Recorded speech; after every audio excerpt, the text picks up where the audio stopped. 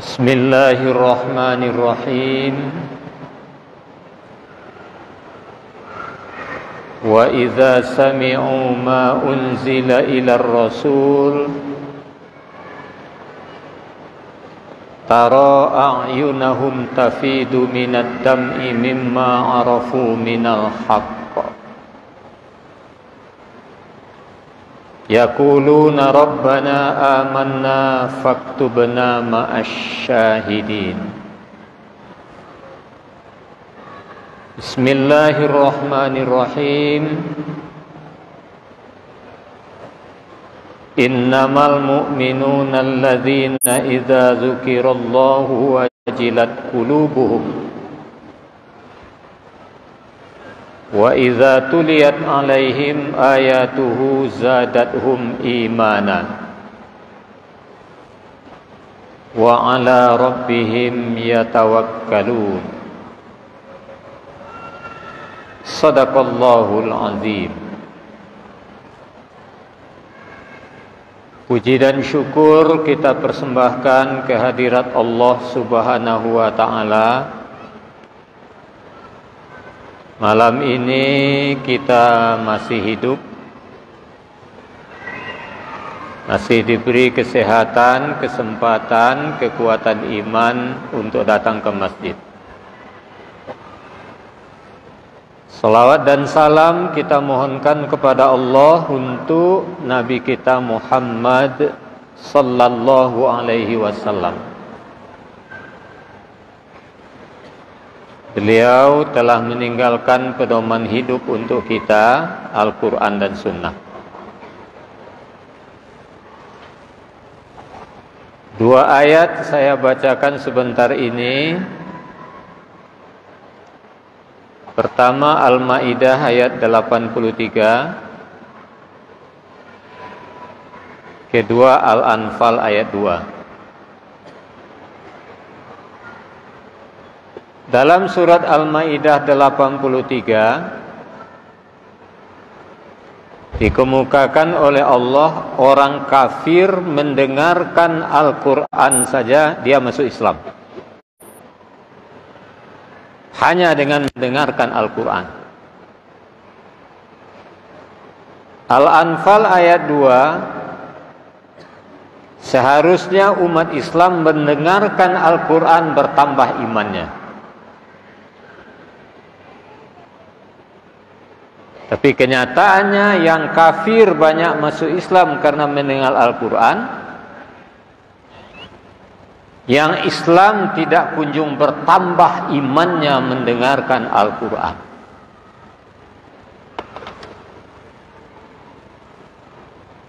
Kalau kita lihat betul ayat itu, wa idza sami'u ma unzila ilar rasul, tatkala mereka mendengarkan apa-apa yang diturunkan kepada Rasul, yakni Al-Quran, taro a'yunahum tafidu minad dam'i mimma arafu minal haqq. Kamu lihat mereka meneteskan air mata karena mengetahui sebahagian kebenaran ayat-ayat Allah. Yaquluna rabbana amanna, mereka mengatakan kami beriman ya Allah. Faktubna ma'asy syahidin, tuliskanlah kami termasuk orang yang menyaksikan kebenaran ayat-ayat-Mu. Ayat ini diturunkan berkaitan dengan hijrahnya umat Islam 2 kali ke Habsyi. Hijrah pertama 102 orang, 83 laki-laki, 19 perempuan. Dipimpin oleh Ja'far bin Abi Talib. Hijrah kedua 16 orang, 12 laki-laki, 4 perempuan, dipimpin oleh Utsman bin Maksum. Mereka di sana mengajak orang masuk Islam. Banyak yang dapat. Tapi sesampai ajakan itu pada para pendeta dan rahib, mereka mengatakan, kami sebenarnya tertarik untuk masuk Islam. Tapi kami belum akan masuk Islam sebelum mendengarkan penjelasan langsung tentang Islam dari Muhammad. Kalau begitu, kata Ja'far, kumpul kalian, saya bawa menghadap Muhammad. Sampai di hadapan Muhammad, kata Nabi, ini siapa? Para pendeta dan rahib. Untuk apa? Dia mau masuk Islam kalau telah mendengarkan penjelasan langsung tentang Islam darimu. Kalau begitu baik, silakan duduk. Ja'far, kita awali acara kita ini dengan pembacaan wahyu ilahi. Coba kamu baca Al-Quran dulu. Paling banyak setengah halaman Al-Quran kita sekarang dibaca oleh Ja'far. Ke-12-nya menangis, terisak-isak. Bukan hanya menangis, langsung mengatakan, Rabbana amanna, ya Tuhan kami beriman. Faktubna ma'asyahidin. Belum lagi Muhammad menjelaskan tentang Islam, hanya mendengarkan Al-Quran saja, kafir jadi Islam.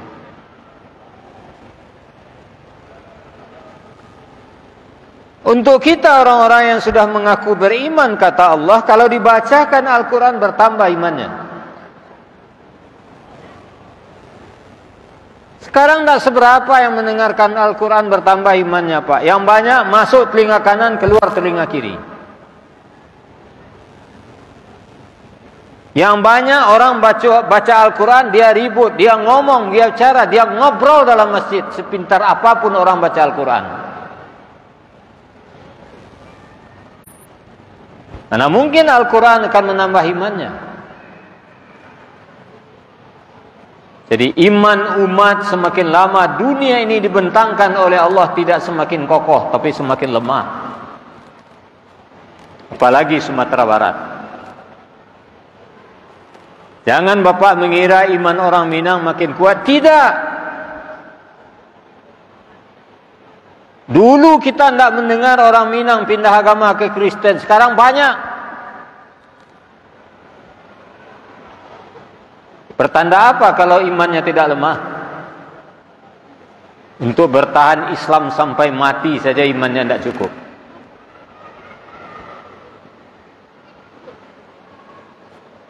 Contoh lain Umar bin Khattab, Pak.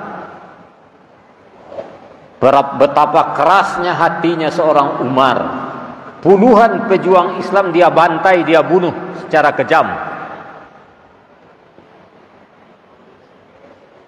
Terakhir dia siapkan pedang yang tajam. Setiap orang bertanya, untuk apa Umar? Kalian ketahui hari ini ajal Muhammad sampai. Muhammad akan mati di mata pedang saya ini. Tidak ada cerita, tidak ada waktu untuk Muhammad. Selesai pedang diasah, dia cari Muhammad ke rumahnya, tidak ada. Muhammad sedang berada di rumah Arqam bin Abil Arqam. Mengapa ngajar sahabat-sahabat? Dia langsung bergegas menuju rumah Arqam. Seorang bertanya jalan, Umar, kamu mau kemana? Cari Muhammad. Untuk apa? Mau saya bunuh. Apakah kamu tidak salah, wahai Umar? Kok dibilang salah? Kenapa Muhammad yang harus kamu bunuh sementara adikmu Fatimah sudah mengucapkan 2 kalimat syahadat di hadapan Muhammad? Ya tidak tadi cari Muhammad, dia pulang cari adiknya. Mau ngetuk pintu, kedengaran adiknya membaca Al-Quran di dalam. Lama baru pintu diketuk. Dia dengar Al-Quran dulu, Pak. Ya ketuk pintu siapa? Umar. Gurunya yang ngajar ngaji itu lari lewat pintu belakang karena takut. Fatimah adiknya buka pintu. Apa yang kamu baca? Al-Quran. Dia siksa adiknya sampai pingsan. Tapi saat adiknya pingsan, dia menangis melihat kenapa begitu kejam saya terhadap adik saya. Di saat dia rasa kasihan muncul kepada adiknya, seolah-olah adiknya membacakan lagi ayat suci Al-Quran ke telinganya. Waktu adiknya sadar, dia melihat daun kayu di tangan adiknya. Itu apa? Ini ayat Al-Quran. Coba lihat, haram kafir melihat ini. Mana tahu saya tertarik. Kalau anda ingin lihat, ingin pegang, silakan anda mandi dulu. Bersihkan diri anda. Kata adiknya. Mandi dia. Setelah mandi dia minta. Masih kurang syarat. Apa syaratnya? Temui Muhammad. Bersujud di hadapan Muhammad. Ucapkan 2 kalimat syahadat di hadapan Muhammad. Akhirnya dia berangkat. Sampai di rumah Arqam. Ketuk pintu, siapa? Umar. Sahabat aja pada berlarian di atas rumah karena takut, Pak. Kata Nabi, duduk, tidak ada yang lari. Umar manusia, kita juga manusia. Buka pintu. Buka pintu. Biasanya kalau sudah melihat tokoh Islam, pedangnya langsung main, Pak.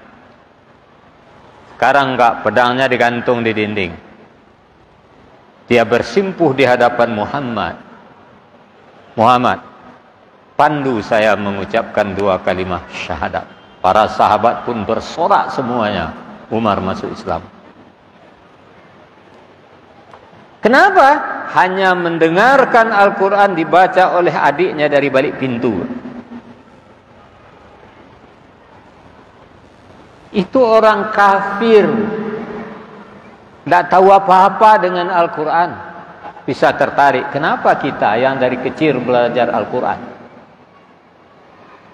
Dikatakan oleh Allah seharusnya bertambah iman. Sekarang kok tidak?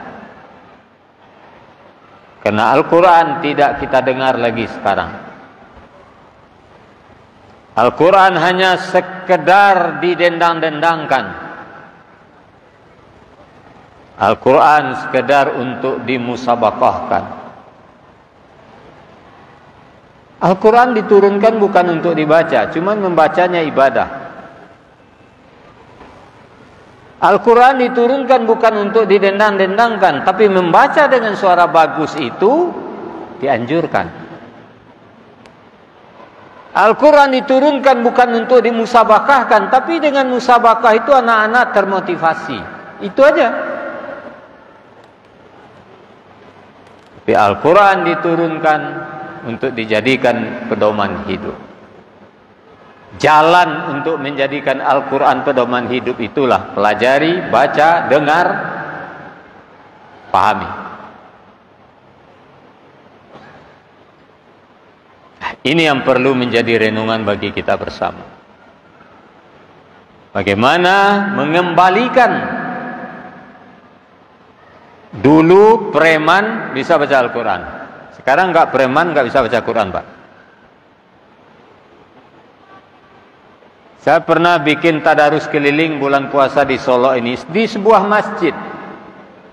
Sedang tadarus habis tarawih, masuk seorang pemuda, celana levis, tapi robek-robek dari paha sampai ke lutut, pakai topi pet. Assalamualaikum, waalaikumsalam. Dia ambil Al-Quran.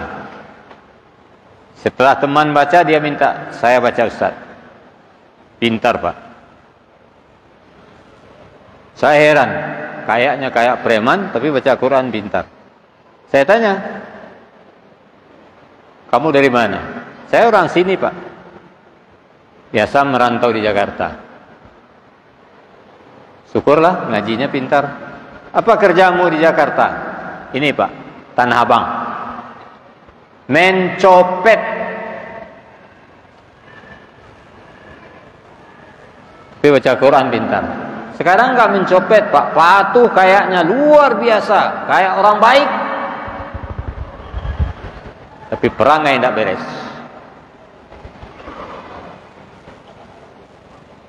Nah, itu yang terjadi sekarang. Makanya Al-Quran ini apa dan Ibu? Baca.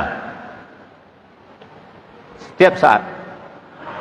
Orang yang rajin baca Al-Quran, mempelajari Al-Quran, Al-Quran akan melindunginya sampai dia benar-benar tenang di dalam surga.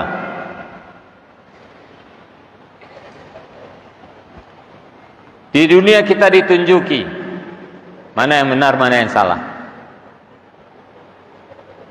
Saat nyawa kita mau dicabut, apa kata Al-Quran kepada Israel? Israel, hati-hati ya, cabut dengan baik. Jangan sampai dia merasakan sakit. Dia rajin baca saya. Saat mau diazab oleh mungkar nangkir, mungkar dan nangkir, saya sudah dapat restu Tuhan, ini tidak boleh diazab. Dia rajin baca Al-Quran.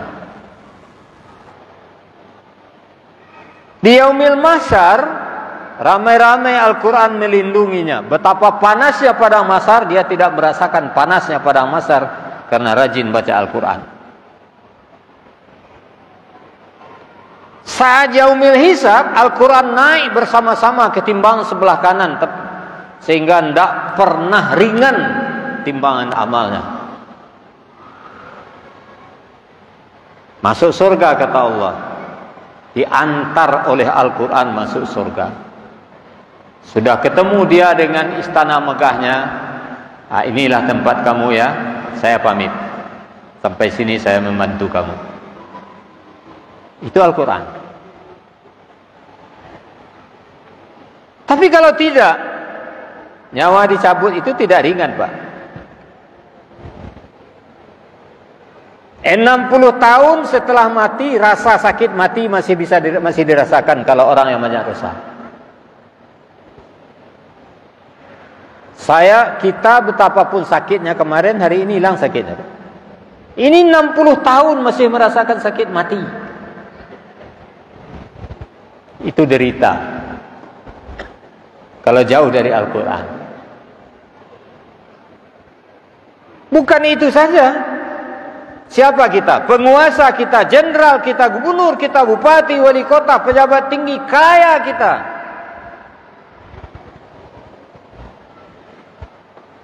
Orang yang paling kita cintai sekalipun tidak mau kita masih berlama-lama di rumah itu. Gak samalam saya ditambah di rumah, kanamu bini awak lalu jawab. Tidak. Setengah hari je mengecek bini ke Ustaz Sugiruan saya Ustaz. Entah musuh lubang tu lihat aja. Anak yang disayanginya masih di jalan, ba'ala mona kau tibona aku buahnya lalai je. Tak ada yang manahan awak seorang ada Pak. Capek berangkit awak dari rumah tu ndak, walaupun rumah awak membuat cuy istana. Jadi kalau tidak awak siapkan diri awak, tak itulah nasib awak. Ikut tinggal seorang dalam kuburan. Kalau dosa banyak, silih berganti yang datang mengazab. Mulai dari binatang buas, binatang berbisa, mungkar dan nangkir. Apa yang kita banggakan? 3 hari dalam kubur mulai busuk, jadi makanan empuk bagi cacing-cacing tanah. Tak boleh? Kenapa kita tidak siapkan diri kita untuk itu? Kalau ada teh 50 apa ada ni bu, tak ada hari itu dah. Tak ada hari lain. Dia mengecek awak kuat, awak gagah, awak kayu, awak berpangkat tinggi je. Kalau 50-an tak ada hari lepas. Nabi Muhammad tu kalau dihitung je tahun Masehi, umurnya 61 lebih seketik. Dan 63 tu dihitung je tahun hijrah, karena tahun hijrah tu pendek sebalik hari setahun. 61 lebih seketik. Ambo 58 lebih seketik. Kalau umur ambo sebanyak umur Muhammad 3 tahun lagi berangkat, mau tak mau, cukui tak cukui amal berangkat. Anu mau karehen le cepat, anu mau banggan. Sebentar 3 tahun ke nya. Rasul biswa kalau tidak siap.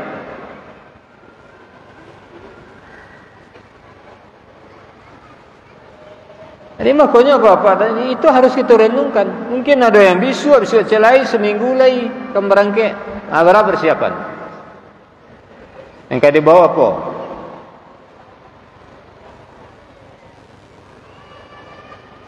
Jadi ambo kini apa dan ibu pensiun 1 Januari petang. Kerja ambo 2 selain. 1 berdakwah, kedua membina sebuah pondok pesantren. Di Lukah Pandan, Sabalah Jasam Melindo, Musala Al-Falah. Pesantren apa? Di samping kurikulum sanawiyah, kuat. Nah, hendak pandai mengaji entan di situ pandai dembo ngaji. Fasih mengaji diadat irama, mujawaz murattal.